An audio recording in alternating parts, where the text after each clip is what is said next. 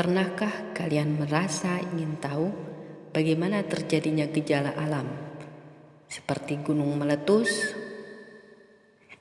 bencana tsunami, pelangi, dan proses terjadinya hujan?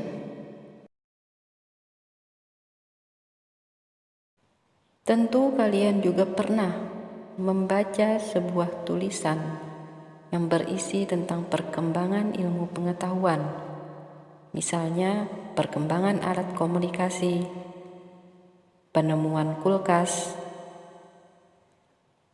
atau proses terjadinya arus listrik. Jawaban rasa ingin tahu kalian tentang gejala alam atau tulisan tentang perkembangan sains bisa kalian temukan dalam teks eksplanasi. Apakah yang dimaksud dengan teks eksplanasi ilmiah? Apa saja bagian dari teks eksplanasi ilmiah? Dan bagaimana cara menggali informasi dalam teks eksplanasi ilmiah? Waktunya belajar bahasa Indonesia. Assalamualaikum warahmatullahi wabarakatuh. Apa kabar? Semoga kalian semua selalu dalam rahmat Allah Ta'ala. Hari ini kita akan belajar tentang teks eksplanasi ilmiah. Simaklah penjelasan materinya berikut ini.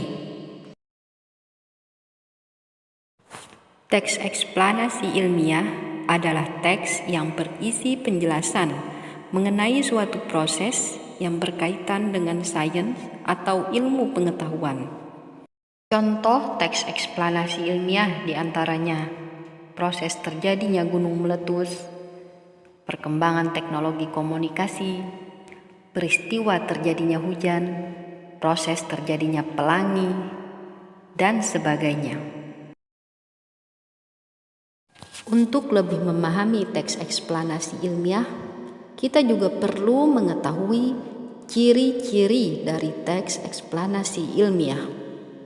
Ciri yang pertama, informasi dalam teks merupakan peristiwa nyata.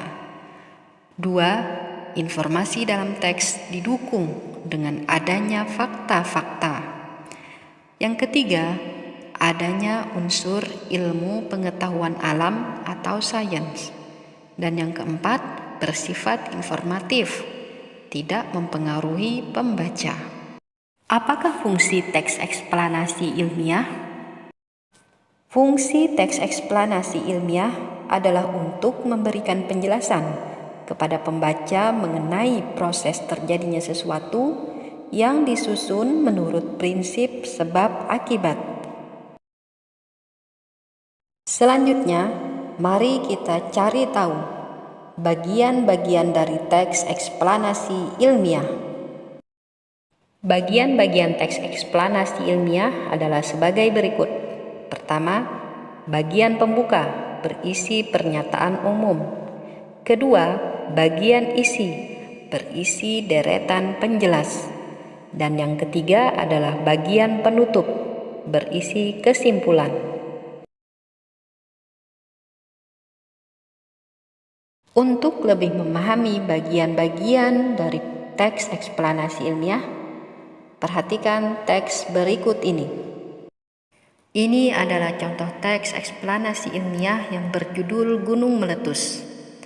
Pada paragraf pertama merupakan bagian pembuka yang berisi informasi singkat mengenai topik permasalahan yang akan dibahas.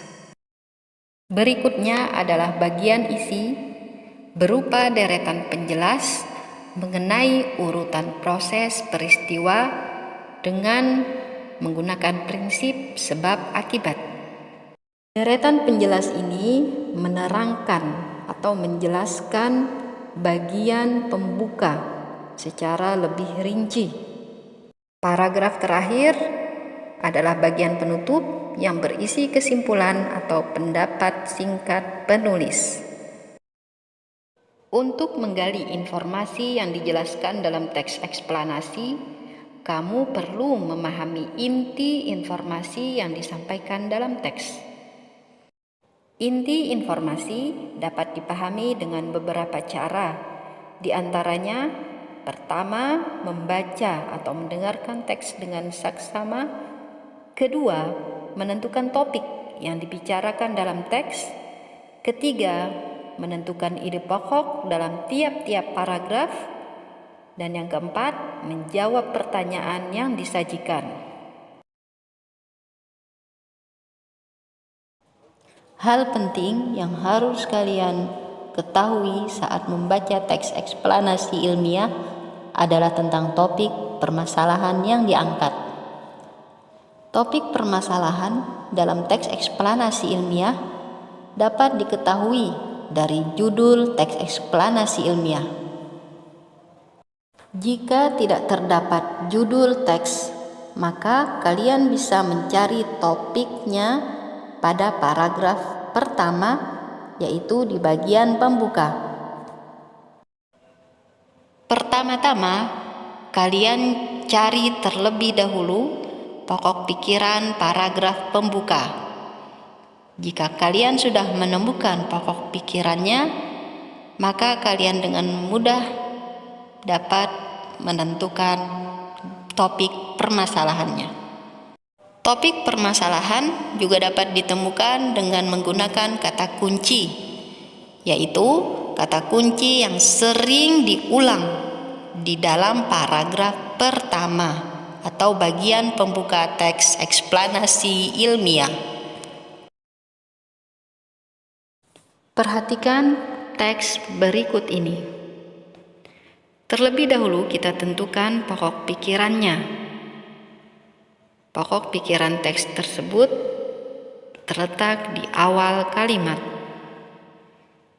Dari pokok pikiran yang sudah kita tentukan, maka kita bisa menemukan topiknya, yaitu perkembangan teknologi komunikasi.